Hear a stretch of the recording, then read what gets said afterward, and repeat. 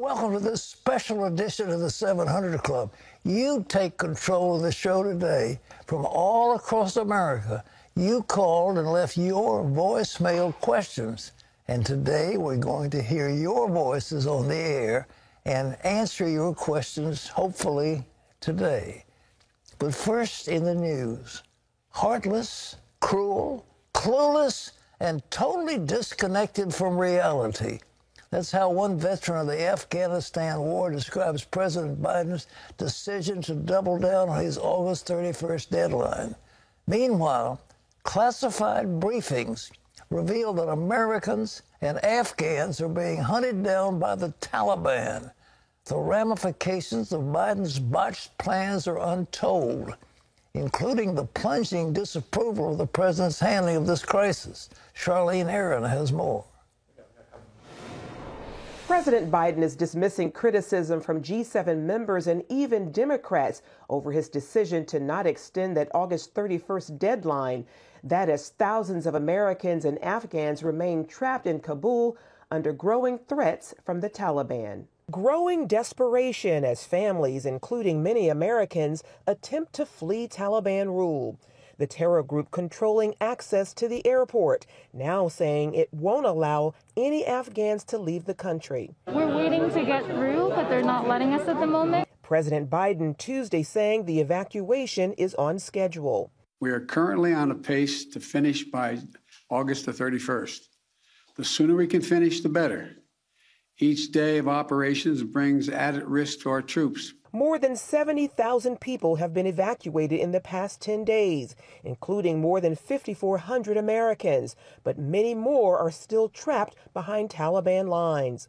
The president's decision to hold to the August 31st deadline facing fierce opposition on all fronts. GOP Congressman Mike Waltz speaking on CBN's Faith Nation program. It's both heartless, it's cruel, and it's clueless. In terms of the disconnect between the reality on the ground. Waltz, a veteran of the war in Afghanistan, says the president's public statements don't match closed-door intelligence briefings. What we're hearing in private from his own team in classified briefings, where they admit that Americans and our Afghan allies are being hunted down, they're in danger.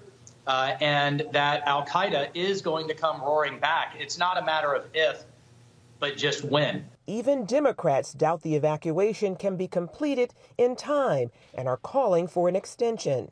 We must do everything necessary, regardless of the deadline at the end of the month. We must extend that and get the mission done. The deadline is when the mission is accomplished and we bring our people home. Full stop. Meanwhile, Waltz will introduce a measure condemning the president's failure to heed advice of military and intelligence advisors and warning the U.S. will pay a heavy price in the future. We're just weeks away from the 20th anniversary of 9/11, and yet we're being dictated to by the Taliban 20 years later, and al-Qaeda is going to be back again for some future 9/11. So the blood that's going to be on Biden's hands is not just the Americans and Afghans trapped in Kabul right now as we speak, but that future attack on the homeland and future American soldiers that are going to have to go back once again and deal with the threat of terrorism, but this time with no bases, no local allies, and with a Taliban that's armed to the teeth with our own equipment that we allowed to fall in their hands. Meanwhile, a new USA Today Suffolk University poll shows President Biden's overall approval rating has dropped to 41%, with 62% disapproving of his handling of the crisis. Charlene Aaron, CBN News.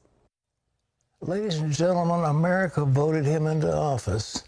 We have a president who is in advanced stages of senile dementia. He is unable to act. He doesn't know how to make up his mind. And America is now the laughingstock of the world because our nation isn't able to function. And our allies no longer trust us. The enemies no longer fear us. And this is the legacy.